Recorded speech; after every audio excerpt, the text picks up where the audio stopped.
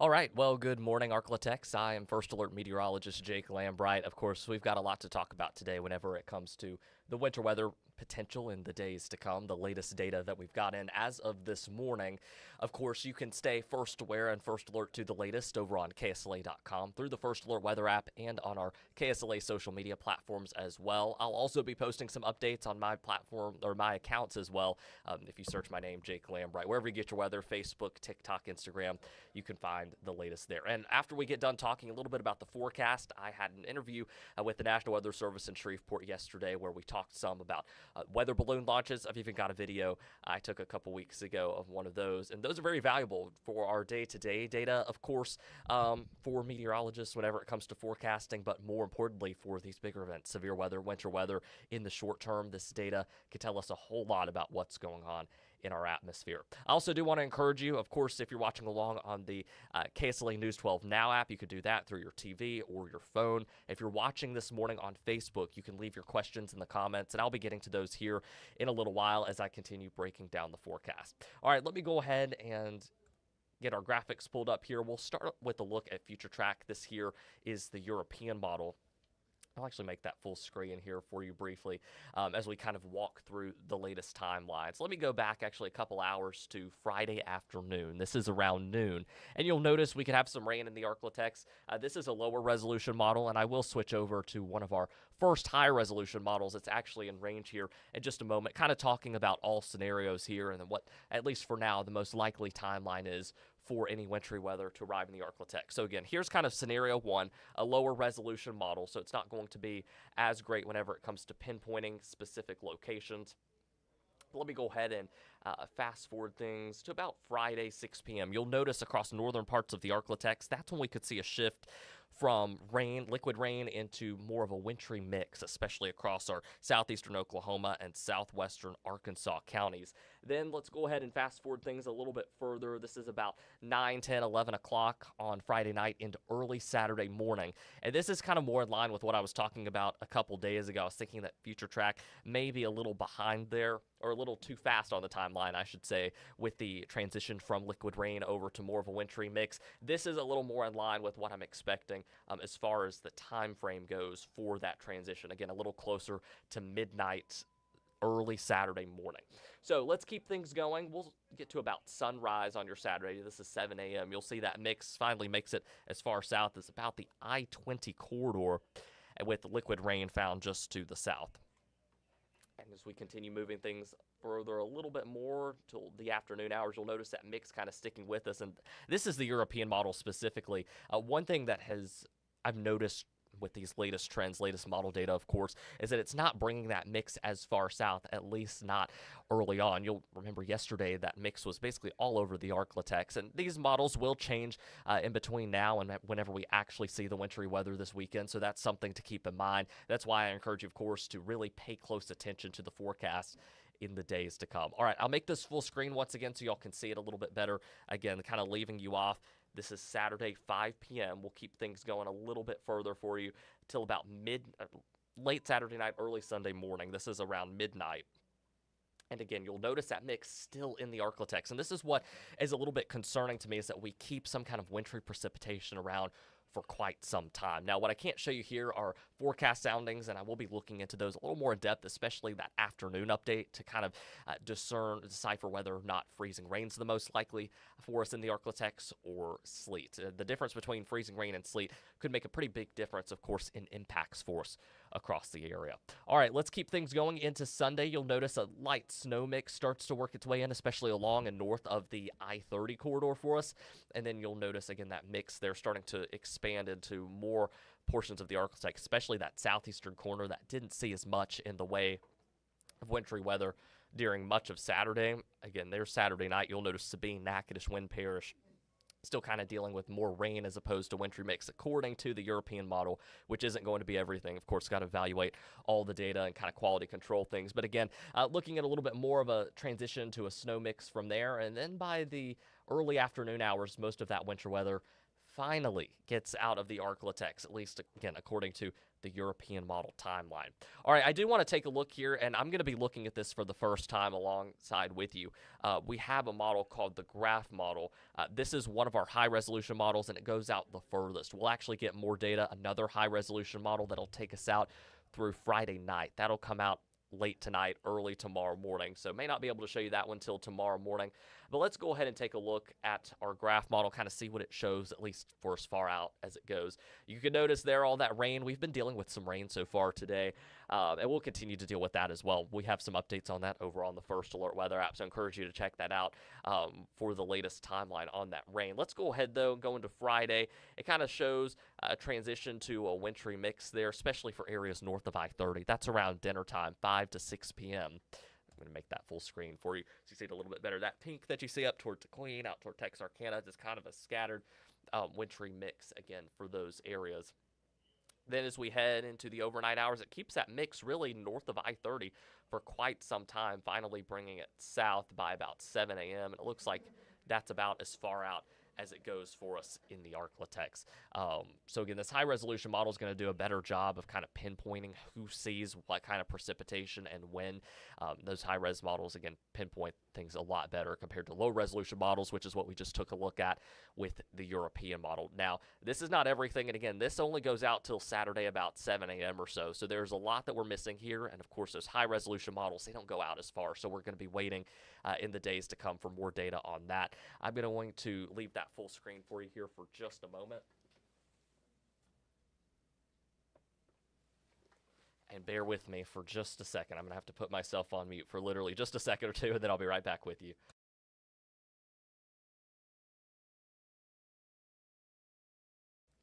Sorry about that. Of course, we've been kind of going on a temperature roller coaster here these past couple of days, so I'm a human too, of course. The allergies are definitely starting to get to me. All right, so we've talked a little bit, of course, about what's going on with the European model, with one of our shorter range high-res models. I do also want to kind of take a look here at the American model, see what it's showing as well. It's kind of trended a little bit differently compared to the European model over the past couple of days, but also, I'll be completely honest with you, I'm not a big fan of winter weather. So if you're looking at this and thinking, yuck, gross, I don't want to be, potentially off the roads this weekend, I'm right there with you. Winter weather is not my thing. Now, with what the American model has shown and kind of keeping it a little further south, at least with yesterday's runs, I would love that, best case scenario, but it's not the most realistic one, unfortunately. Let's take a look at what the latest American model shows as of today. We'll go ahead and kind of jump ahead to the weekend. Let me go back, way back here, to about Friday, dinner time. This is 5 p.m. it shows, and this is a lower resolution model, so again, not going to do the best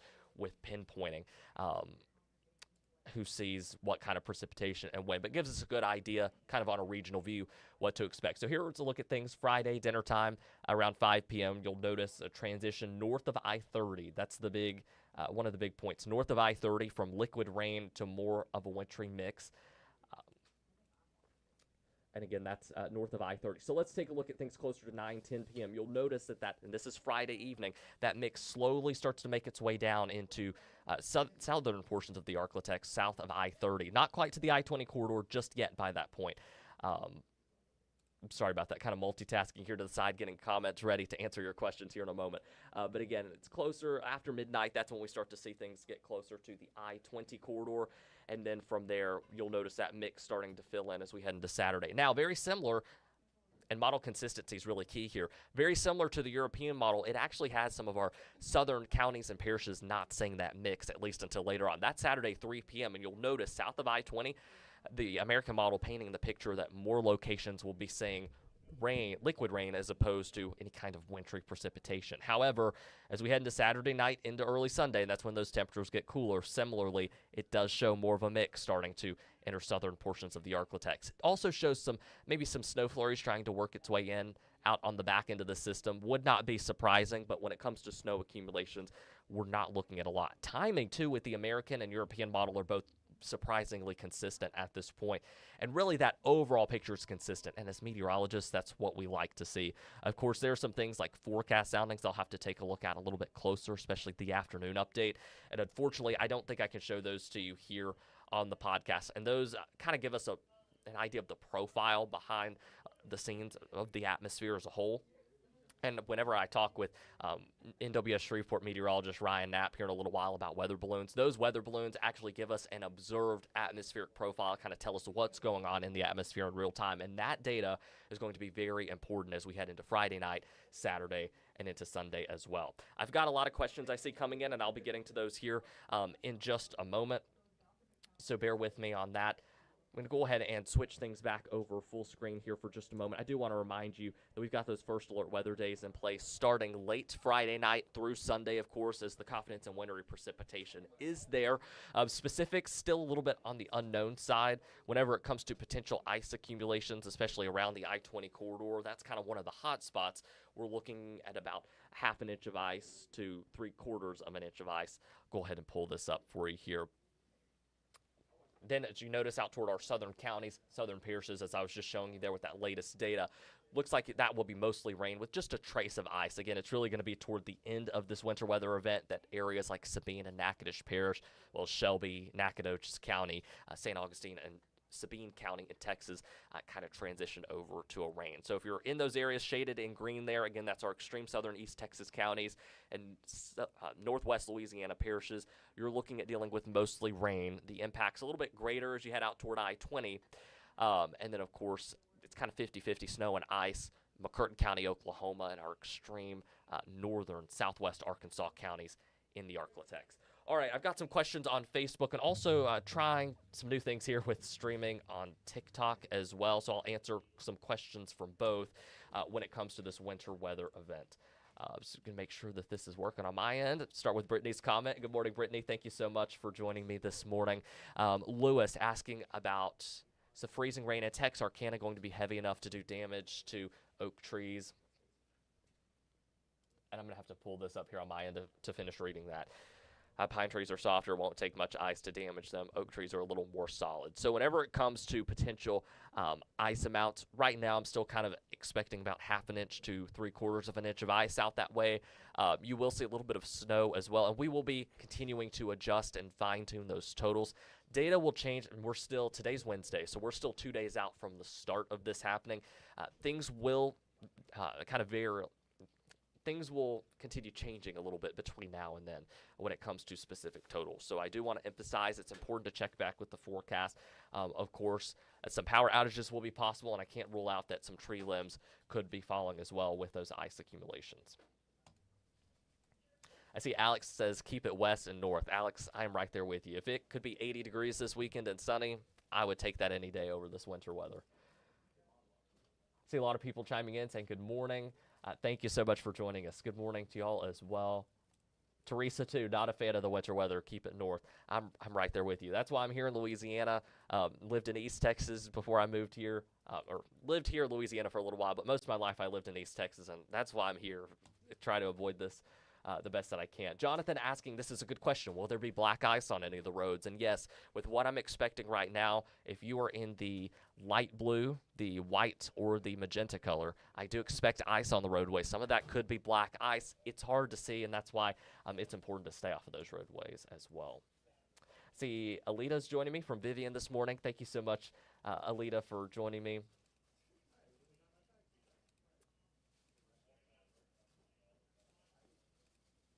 Oh, I see Mr. Bruce is joining me. Hey, Mr. Bruce.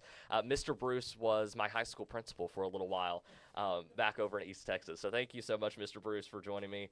And this podcast, my first one hosting it, a little bit on the rough side for me because I've got a lot that I'm kind of managing here. But I do, trust me, as I get more comfortable with everything and in the system here, things should get a little bit better. Brittany asking if things will shift toward Natchitoches. And Brittany, it is certainly a possibility. The latest guidance here, what I've seen during the overnight runs and the morning runs, actually show this shifting a little bit further to the north. Now, that will still impact much of the Arklatex, but for you out in Natchitoches, it does mean you will see mostly rain, just a little bit of ice on the back end of the system. I see Lonty's joining me from southwest Arkansas this morning. Good morning, Lonty. We'll definitely be dealing with some impacts out toward southwestern Arkansas. All right, so I've got some questions. Again, I've got some on Facebook. If you have any more questions, I'm to the top of Facebook, so feel free to ask those questions there I'll be answering those here shortly. While I wait on some new questions, I've got some questions here in the TikTok chat as well. I can't put those on the screen for you, but I am going to read some of those for the Arklatex region. I see somebody's asking about flying out of Greenville. I imagine that would be Greenville, Mississippi to Houston. So a little bit beyond the Arklatex. That would be Monday. Some travel impacts are still possible. So if you're in the Arklatex trying to fly out,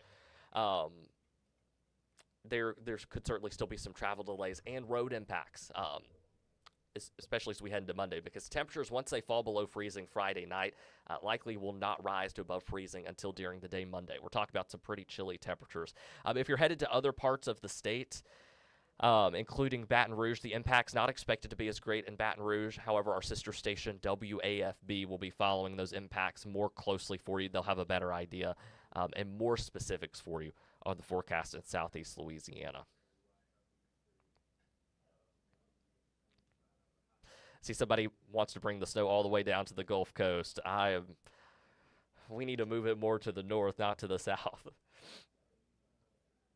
And again, just kind of glancing over some questions. Again, I see another one about Baton Rouge, WAFB, Livingston. Again, WAFB will have more specifics. However, for us in the Arklatex, we're kind of on, again, our southern counties and parishes in northern Louisiana, so Sabine, Natchitoches, Wynne is going to be on that line between mostly rain and just a little bit of ice. So the further south you go, the lower the impacts are expected to be at this point. So kind of glancing through, I see some people just outside the Arklatex, Pineville, central Louisiana, asking some questions. Right now, it's looking more like rain, maybe a little bit of ice here, but more so a trace of ice. And out toward the Monroe area, you're along I-20. So this is important if you have any travel plans out to the east of the Arklatex this weekend along the interstate. The I-20 corridor specifically, still looking at some icy impacts out that way at this time. And a good question, Minden, looking again at mostly a wintry mix, mostly ice with a little bit of rain. I see some more Facebook comments coming in. Brianna is asking about Shreveport. We're in the same thing here. I've got that map pulled up here in the magenta. So we're looking at mostly ice. Right now, I've still got amounts around 1/2 inch to 3/4 of an inch of ice with a little bit of rain to start things off. Carol's got a good question. Will I-49 be closed? I have not heard any word on that just yet. I will actually check my work phone here while I have it. Just make sure I haven't got an email about interstate closures. I don't see anything new here on my end. So I-49 still open at this time. And again, that's something to stay tuned to DOTD about.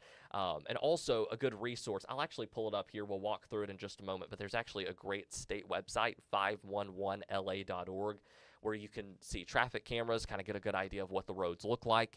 They also do a good job of keeping you posted with road closures. Even the day-to-day when we're not dealing with winter weather, you can see accidents, if the interstates are backed up, all of that through there as well. Sherry's asking about Atlanta, Texas. You're mostly going to see ice, maybe a couple snow flurries, but not looking at much in terms of snow accumulations in Atlanta. New Boston, Hooks, Texarkana area, mostly ice. You'll see a little bit more snow compared to us, closer to the I-20 corridor, but again, still looking at ice. Patsy asking a good question: will Shreveport get iced, or will West Shreveport get the most of it? We will see a good bit of ice here in the Shreveport-Bossier area. So something to keep in mind. I'm going to pull something up here on my end to take a closer look at some things behind the scenes on the ice potential. But yes, Shreveport more so going to be an ice threat as opposed to any kind of snow with this round of winter weather. As I said before, I'm not the biggest winter weather fan, but if we have to get winter weather, as many of you would probably agree, I would much rather see snow as opposed to ice with this. I'm going to take this out and just kind of see what we're looking at. And the America model has been trending a little further south. Again, not the most likely scenario for us, but still kind of seeing amounts agreeing with what I'm agreeing with, between 1/2 inch to 3/4 of an inch. Likely needs to be shifted up a little bit from what the raw American model showing here. That's what I'm looking at off to the side. So I would expect very similar for the Shreveport area. Ashdown, Arkansas. Pam's asking about Ashdown. That's out kind of in between that half snow, half ice line, and then mostly ice and a little bit of snow. So you will see a little bit of snow with this at the minimum. But again, a lot of the Arklatex expected to see ice out of this, at least for the start of the event.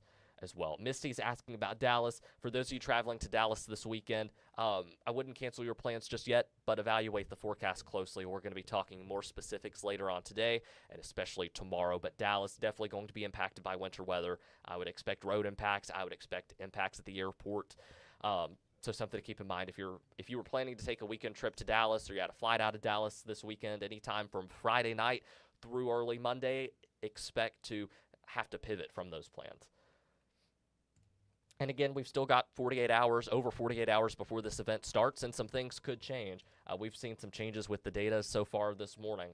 But again, as of now, expect impacts. Wendy asking about Benton. Benton, you're dealing with mostly ice and a little bit of rain to start things off with this event. Doc Adams, Bossier, same thing. Vicky asking about Coshada, very, very similar for us.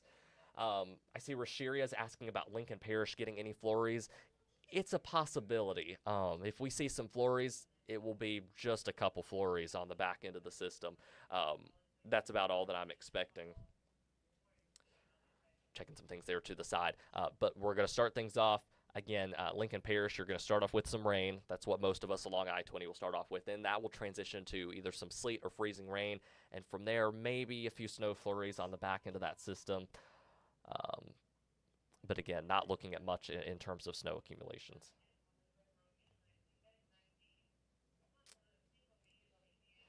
I see Tristan joining me from East Texas this morning. What's East Texas looking like in Marshall, Wascom, Elysian Fields areas? Let me make sure that was the entire comment that was pulled up. Okay, perfect. So for East Texas, Marshall, Wascom, Elysian Fields, if you're joining Harrison, Marion, Gregg, Upshur County, even Panola, Rusk, you're looking at very similar to what we're expecting here in northwest Louisiana. I'm expecting mostly ice. We'll start off with a little bit of rain. That transitions to more of a mixed precip. So again, expecting mostly ice with this, maybe a couple flurries there on the back end of the system.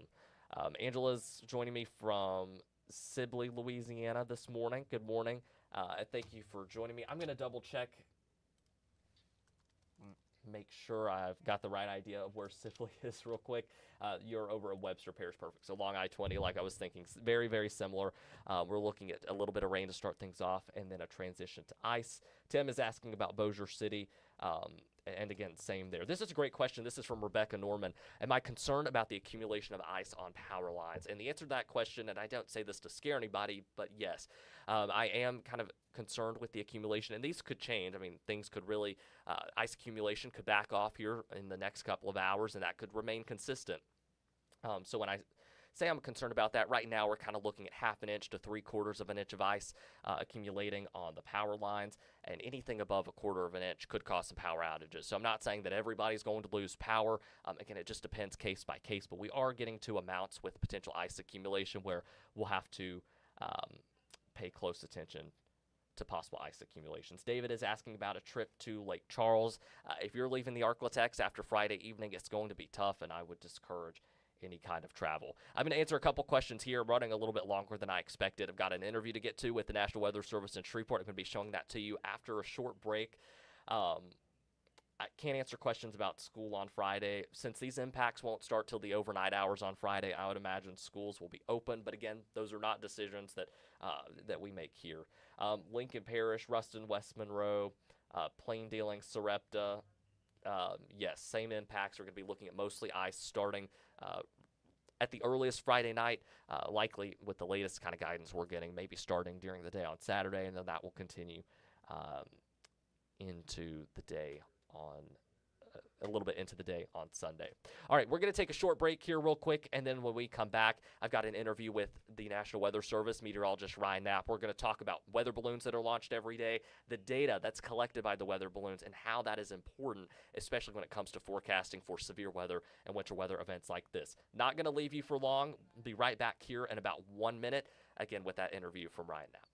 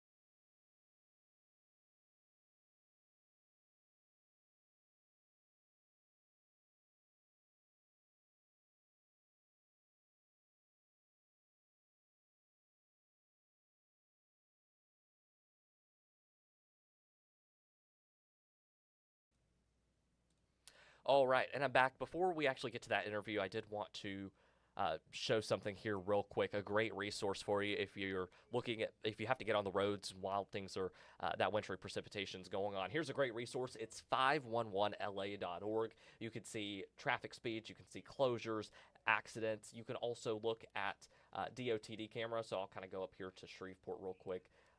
Take a look at the metro, and you'll notice these little camera icons. I can click at that. There's we'll actually go closer to I-20 at Airline. I can click show video there, and it will load up. All right, so now we're going to get to the interview. I'm going to be talking to meteorologist Ryan Knapp with the National Weather Service in Lake Charles. Or in Shreveport, I should say. There's a video of me in Lake Charles just a couple weeks ago launching a weather balloon. And it's a pretty cool experience for sure. A lot of valuable data that we get from that. So I'm going to go ahead and switch things over again with my interview with Ryan Knapp, a meteorologist at the National Weather Service in Shreveport.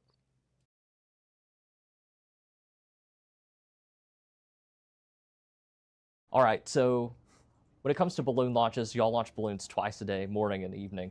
And those are very, very important, of course, to our data and how we forecast. Can you tell me a little bit more about the kind of data that the weather balloons collect? Yeah, so I mean, the weather balloons are really important because they do anything from temperature, humidity. Really, it's just really important data that goes into just the general forecast process. But then we can also take that information and throw it into the models as well. So like you said, we do it twice a day, one in the morning, one at night. We have the opportunity to also release extra balloons. So sometimes we can do up to 4 launches a day if it's super critical for us to get information in an active weather environment. Absolutely. So you mentioned sometimes y'all will launch extra balloons. With winter weather on the horizon this weekend, is that one of those special cases where y'all will launch additional balloons? It's definitely possible, especially when we're battling different precip types as this type of event is looking to possibly be. So when you're battling anything like sleet, freezing rain, getting those extra balloon launches during an event or even just a little bit ahead of an event, we can sometimes see that warm nose we often look at on SKUTs. And it's very important for us to see that because that helps us know what kind of precip type we're going to see at the surface, depending on how much warming there actually is higher up in the atmosphere. Absolutely. And as you were mentioning, of course, very, very important with stuff like this and as far as impacts go in the Arklatex. So those balloons launch 2 to 4 times a day generally, and that data is very, very important for forecasting and for model data. Can you explain a little bit more about how that data, that observed data, goes into models and how it can help make it a little bit better for us when we're forecasting? Yeah, so I mean, when you're this far out, you're really just going off of the calculations of the models themselves. You don't actually have any data going into the models directly to help them initialize correctly. So you can oftentimes get very outrageous solutions as you see, in days 5, 6, 7. We talk about it a lot with hurricane forecasting too. How important the hurricane hunter information is that goes into the models as well. So I mean, it's very important stuff. It's the same thing with these weather balloon launches. Getting that information, temperature, dew point, humidity, all the very basic weather information that comes from these sondes can go right into the models and allow for us to initialize the models better, which ultimately allows them to perform better in the short term, which overall helps our forecast to make sure we get the right information out there to the public. Absolutely. So very, very critical. I do believe the hurricane hunters plan to fly to help forecast that winter storm that's coming a little bit better. How is the data that the hurricane hunters that they'll be collecting different from a weather balloon launched? And I know we've got many launches across the United States. So how does that data differ, and how can that further help us with the forecasting in the short term? Like I said, the model data is very important when we talk about different precip types. Same thing goes with the radio sondes and the drop sondes. They go hand in hand. They have the same type of information: pressure, wind speed, humidity, and that goes into the models to help initialize them correctly. So really, it's just both of that data going in together really helps the models perform better in the long run. Absolutely. I got some questions, maybe some fun facts for viewers about the weather balloons and balloon launches. Yeah. The first one, these weather balloons are pretty big. I mean, compared to a traditional, like a birthday balloon or something like that. About how big do they get when they're fully inflated? They can get up to about the size of a small family home. They get pretty big, and they're pretty big even when we just start. We're not using helium for these balloons. We're using hydrogen. So it's a lot that goes into the weather balloon process. But yeah, they get really big, and they can oftentimes burst around 100,000 feet. So think about it. If an airliner flies about 30 to 40,000 feet, these are going significantly higher than that.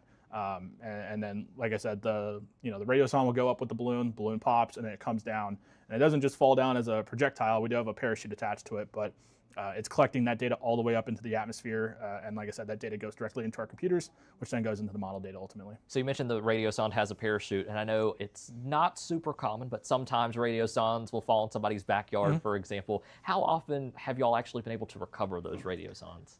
The nice thing is they, if they do fall out into the open, they ultimately just stay out there, and they just ultimately, trying to think what the word is. They just kind of decompose naturally with the earth. So that's not an issue, but we sometimes have people who call us and say, hey, a weather balloon, radiosonde landed in our backyard. Should I give it back to you guys? And really, they're harmless. People oftentimes can keep them as a souvenir, but also they end up, they can end up on the side of the road. We've had times where the balloon will land, right down the street, and we can sometimes track that and go over and pick it up. But probably 9 out of 10 times, we never see them again. All right, I guess one of my final questions, I know when we've got strong upper level winds that those winds can take a balloon super far. How far is like the furthest that you've been able to record that a weather balloon has gone from Shreveport? I mean, I've seen it track all the way over into Mississippi, but I don't know specifically like a record or anything. That might be something we have to start keeping track of, is like the overall record of how far these go. But I've just been tracking them. Sometimes they end up in Mississippi, sometimes they end up over in Arkansas, but a lot of it just depends on the upper level flow and how strong it is to take those balloons where they move. But they can travel quite a distance, and I mean we've seen other forecast offices say, hey, such and such office, your balloon ended up over here. So it's pretty cool to see where they can end up. But like I said, the data that they provide is very critical to the forecast process, and it's important that we do them. I think I got 2 more questions for you. Yeah. The first one, are there any other fun facts or any of the highlights with the weather balloon or the data that we missed so far? It's a fun part of the job. But one of the key things I think that a lot of people don't realize with our office specifically, now not every office has to deal with this, but if you look at the weather forecast offices of the National Weather Service, a lot of times they're often co-located with airports. So one thing we have to do is we have to coordinate with with Shreveport Regional, just because we're so close to them. We oftentimes have moments where the balloon may drift across the terminal, so we have to talk to them before we launch just to get some sort of clearance, make sure there's no other air traffic in the pattern.